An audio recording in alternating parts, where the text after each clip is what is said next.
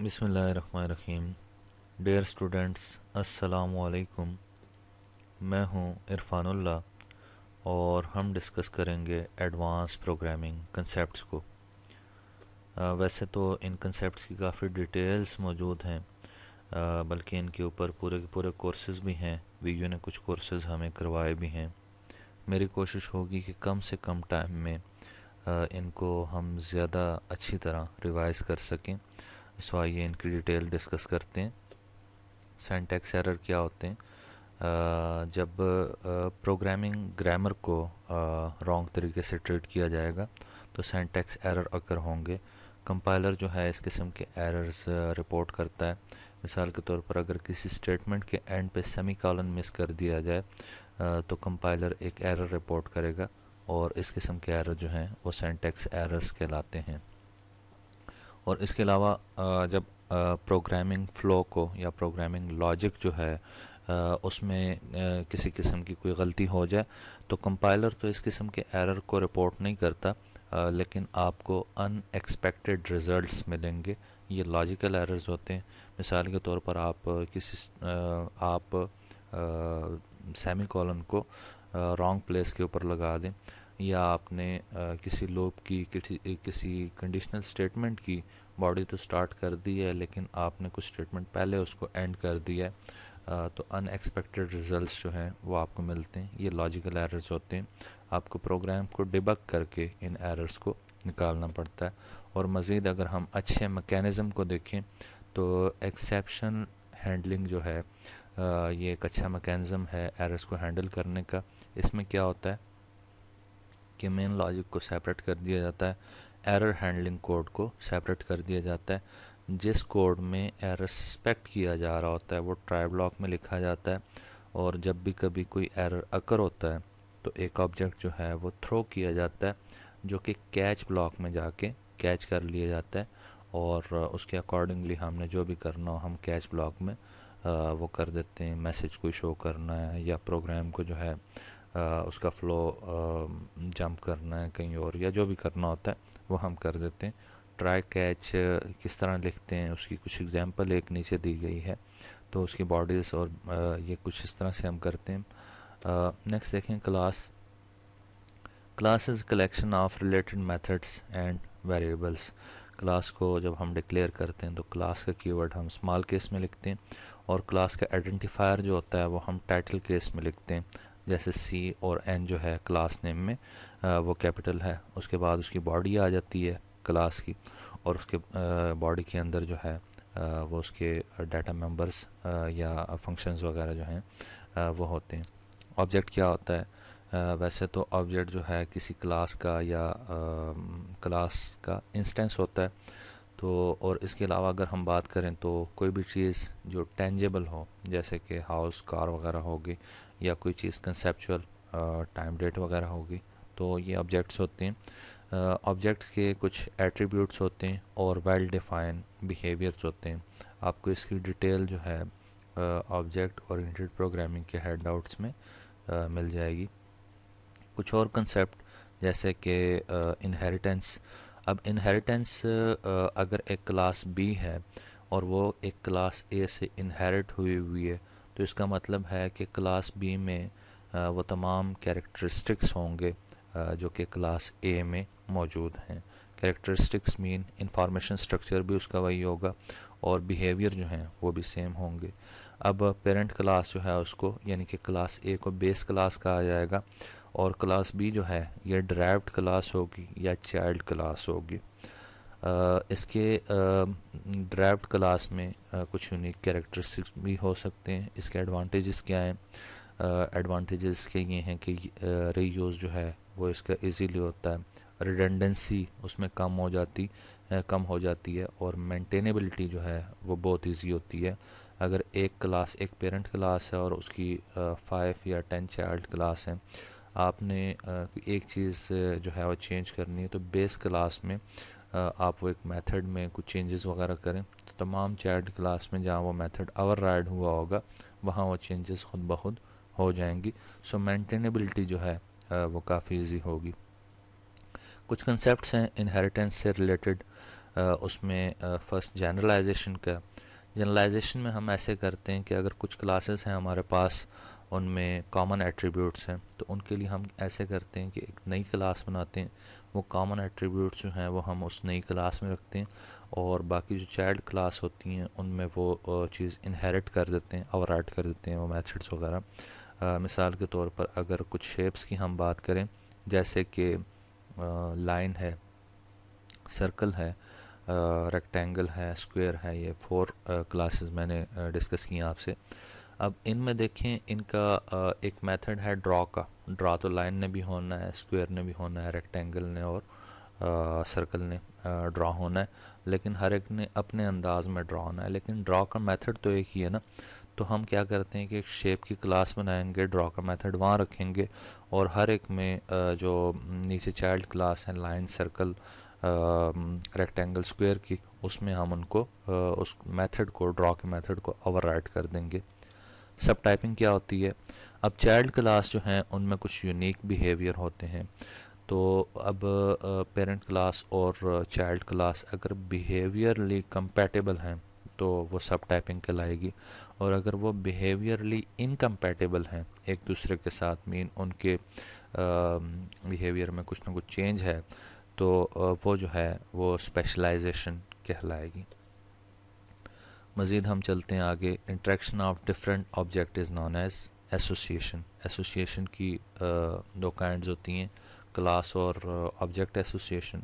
Class association जो है, inheritance को सिंपली क्लास एसोसिएशन कहा जाता है, और पब्लिक इनहेरिटेंस के केस में ये इज़ आ रिलेशनशिप होता है। और अगर प्राइवेट इनहेरिटेंस का केस लें, तो implemented in term of relationship जो है, यानी कि इम्प्लीमेंट किया जाता है इन टर्म ऑफ रिलेशनशिप।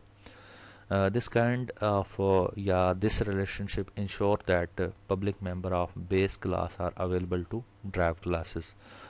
ये श्योरिटी प्रोवाइड करता है कि पब्लिक मेंबर्स जो भी हैं, जो कि बेस क्लास में हैं, जैसे कि हमने बात की कि एक ड्रॉ का मेथड होगा। अब वो ड्रॉ का मेथड शेप में जो है वो पब्लिक होगा, तो वो नीचे जो चाइल्ड क्लासेस हैं, लाइन की, सर्कल, रेक्टेंगल, स्क्वायर वगैरह जो चाइल्ड क्लासेस हैं, उनमें उनको हम एक्सेस कर सकते हैं इजीली। ऑब्जेक्ट एसोसिएशन क्या होती है? It is the interaction of stand alone objects of one class with other objects of another class. ठीक है जी, स्टैंड अलोन, ये इंट्रैक्शन होती है स्टैंड अलोन ऑब्जेक्ट्स की, एक क्लास की दूसरे क्लास के ऑब्जेक्ट्स के साथ। और इसकी टाइप्स जो हैं वो सिंपल एसोसिएशन, कंपोजिशन और एग्रीगेशन, ये कुछ टाइप्स हैं इसकी। सिंपल एसोसिएशन क्या होती है? ये वीकेस्ट लिंक होता है ऑब्जेक्ट्स के दरमियान, और जस्ट एक रेफरेंस जो है वो प्रोवाइड किया जाता है, जैसे कि अली ड्राइव्स कार। ठीक है, ये एक सिंपल या वीकेस्ट रिलेशनशिप है। इसको वैसे एसोसिएशन भी कहा जाता है, बजाय इसके कि इसको सिंपल एसोसिएशन कहा जाए। इसकी जो है कुछ कैटेगरीज हैं, रिस्पेक्ट टू डायरेक्शन और respect to number of objects. मज़ीद डिटेल में नहीं जाते। Next, composition. कंपोजिशन जो है, एन ऑब्जेक्ट में be compose of other smaller objects. एक ऑब्जेक्ट जो है कुछ छोटे छोटे ऑब्जेक्ट से बना हो सकता है। अब वो ऑब्जेक्ट यानी कि उनके दरमियान जो रिलेशनशिप है, जो ऑब्जेक्ट से पार्ट हैं या होल ऑब्जेक्ट, तो उस तमाम को हम कंपोजिशन कहते हैं। यूएमएल में अगर इसको हम लें तो इसको एक फील्ड डायमंड से जो है वो रिप्रेजेंट किया जाता है। और इसके अलावा जो है ये एक स्ट्रॉन्गर रिलेशनशिप होता है, क्योंकि ऑब्जेक्ट के पार्ट्स अगर ना हों, जैसे कि हेड, आर्म, लेग, बॉडीज़ जो हैं, ये अली एक पर्सन है, ये उसकी जो है कुछ पार्ट्स हैं, तो ये अगर ना हो तो अली जो है वो कंपोज नहीं हो सकता। यानी कि ये इंडिपेंडेंटली जो है वो एग्जिस्ट नहीं कर सकता। नेक्स्ट, अगर हम एग्रीगेशन की बात करें तो एन ऑब्जेक्ट में कंटेन अ कलेक्शन या एग्रीगेट कह लें ऑफ अदर ऑब्जेक्ट्स। इसका रिलेशन जो होता है कंटेनर का और कंटेन ऑब्जेक्ट्स का, इसको हम कहते हैं एग्रीगेशन। इसको UML में अनफिल्ड डायमंड से रिप्रेजेंट किया जाता है। ये एक वीकर रिलेशनशिप होता है। उसकी वजह ये है कि aggregate object is not a part of the container. Aggregated object can exist independently.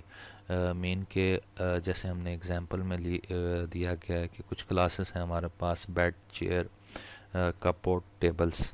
अब एक क्लास है रूम जो कि एग्रीगेट हो रही है इन तमाम चीज़ों से। अगर बेड, चेयर, टेबल, कपबोर्ड ना हो तो रूम जो है वो फिर भी एग्जिस्ट करेगा, मीन इंडिपेंडेंटली एग्जिस्ट कर सकता है रूम। सो इस रिलेशनशिप को हम एग्रीगेशन कहते हैं। नेक्स्ट हम चलते हैं पॉलीमॉर्फिज्म की तरफ। पॉलीमॉर्फिज्म जो है ये एक in general polymorphism refer to existence of different form of a single entity. एक एंटिटी जो है वो मुख्तलिफ फॉर्म में अगर पाई जाती है तो उसको हम पॉलीमॉर्फिज्म कहते हैं। जैसे कि डायमंड और कॉल जो है ये कार्बन की मुख्तलिफ इकसाम हैं।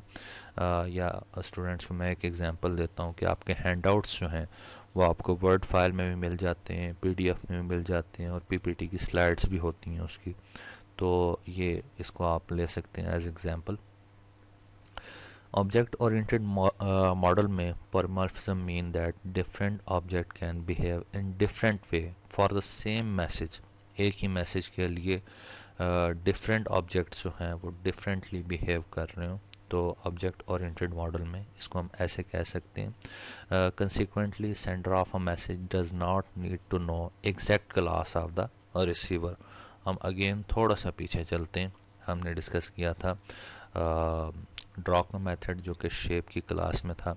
तो अब कहाँ से कॉल किया जा रहा है, कैसे कॉल किया जा रहा है, ये जानने की ज़रूरत नहीं होती। Sender send message to receiver and appropriate method is called on receiver side. ठीक है जी। सो ये पॉलीमॉर्फिज्म के कुछ कंसेप्ट्स हैं। इसके एडवांटेजेस क्या होते हैं? Message can be interpreted in different ways depending on the upon the receiver class. Next advantage जो है इसका, new classes can be added without changing the existing model. जैसे हमने बात की थी शेप की। अब शेप में हमने बात की थी लाइन की, सर्कल, रेक्टेंगल और स्क्वायर की।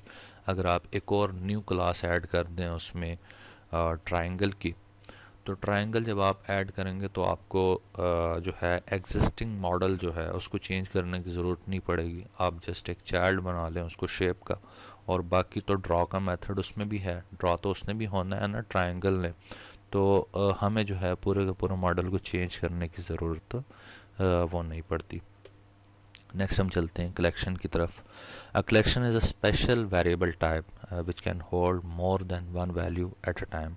ठीक है जी। स्पेशल वेरिएबल टाइप होता है, इसमें एक से ज़्यादा वैल्यूज़ आ सकती हैं। ठीक है। और उसमें ऐसा भी होता है कि सिंगल नेम या डिफरेंट नेम्स में आप डिफरेंट वैल्यूज़ जो हैं वो दे सकते हैं। वैसे तो कलेक्शंस लैंग्वेजेस डिपेंडेंट हैं, हर एक लैंग्वेज में डिफरेंट कलेक्शंस हैं। कुछ कॉमन जो हैं वो लिस्ट, अरे लिस्ट और डिक्शनरीज वगैरह, ये मैंने उसकी कुछ सिंटैक्स भी लिख दी हैं। इनको हम इसमें ऐसे वेरिएबल्स ऐड करते हैं, वैल्यूज़ वगैरह जो है वो ऐड करते हैं। Next multi dimensional arrays. Jagged array या मल्टी डायमेंशनल अरे क्या होती है? बेसिकली इट्स अरेज ऑफ अरे, और इसका साइज़ जो है वो इंटीजर टाइप की कोई भी वैल्यू होती है, और it's uses a zero based index. Zero से स्टार्ट होता है और मज़ीद आगे चलता जाता है। अरे इसको हम डिस्कस कर चुके हैं बेसिक प्रोग्रामिंग कंसेप्ट्स में। सो नेक्स्ट चलते हैं। फॉर्म या GUIs जो हैं ये आपको कुछ फंक्शनैलिटीज़ प्रोवाइड करते हैं। जैसे कि आप इस GUI में देख रहे हैं डिफरेंट मेन्यूज़ हैं, टेक्स्ट बॉक्सेस वगैरह हैं, डिफरेंट बटन्स हैं, ऑप्शन बटन्स वगैरह हैं।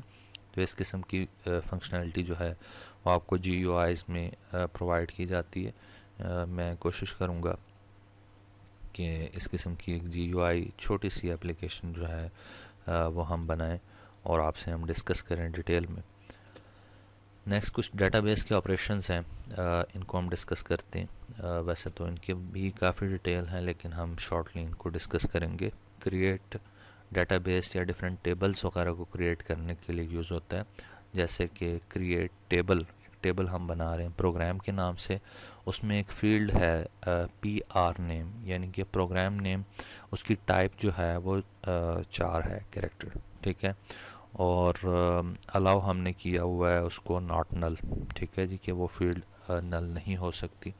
और उसके बाद जो है प्रोग्राम क्रेडिट्स हैं, जिसकी डाटा टाइप जो है स्मॉल इंट है। इसके बाद इंसर्ट को अगर आप देख लें तो इंसर्ट की कमांड जो है एसक्यूएल में रिकॉर्ड वगैरह ऐड करने के लिए यूज़ होती है। एग्जिस्टिंग टेबल में अगर आपने रिकॉर्ड ऐड करने और भी हो सकता है इसका function. Insert into code query देखें, insert into course, sorry course में हम इंसर्ट कर रहे हैं क्या, सी आर कोड जो है उसमें हम वैल्यू रख रहे हैं CS316 की, और क्रेडिट नेम जो है वो हमने रख दी है डेटाबेस सिस्टम।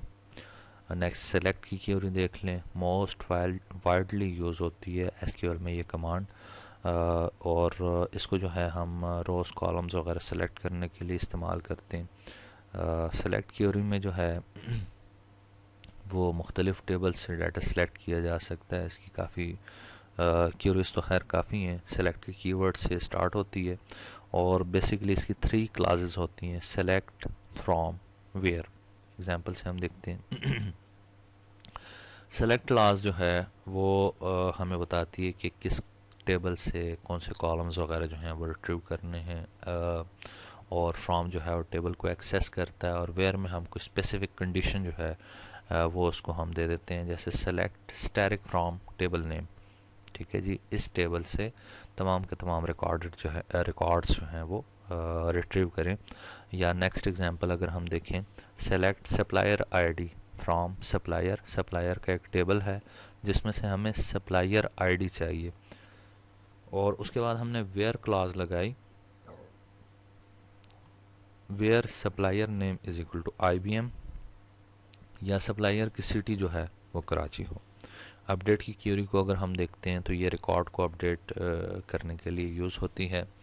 जैसे कि अपडेट प्रोग्राम का एक टेबल है और उसमें हम सेट कर रहे हैं PR नेम की वैल्यू जो है CS619। डिफरेंट क्यूरीज हैं, आपको जो है वो मिल सकती हैं, आप मुझसे हेल्प ले सकते हैं, पूछ सकते हैं। डिलीट की क्यूरी को देखें, एग्जिस्टिंग टेबल से अगर आपने रिकॉर्ड डिलीट करने हो या एग्जिस्टिंग डेटाबेस या एग्जिस्टिंग टेबल ही डिलीट करना हो आपने, तो डिलीट की क्यूरी आप यूज़ करेंगे। इसका सिंटैक्स देखें, डिलीट फ्रॉम कोर्स, कोर्स एक टेबल है और उसमें से हम डिलीट कर रहे हैं एक record, where CR name credit name is equal to CS101, ठीक है जी। तो ये रिकॉर्ड जो है ये डिलीट हो जाएगा। होप सो कि आज का ट्यूटोरियल आपके लिए काफ़ी फ़ायदेमंद होगा। मज़ीद भी हम इंशाल्लाह आपसे इसी तरह की डिस्कशन करते रहेंगे। आइडिया हेल्प जो है वो बिल्कुल फ्री ऑफ कॉस्ट है, लेकिन idea help doesn't mean that कि आप मुझे कहें कि मैं आपको रेडीमेड मटेरियल जो है वो प्रोवाइड कर दूं। अगर रेडीमेड मटेरियल आपने लेना है तो ऑब्वियसली उसके लिए मेरा टाइम लगेगा, और टाइम कंजम्पशन के लिए आपको कुछ ना कुछ रीज़नेबल जो है वो पे करना पड़ेगा।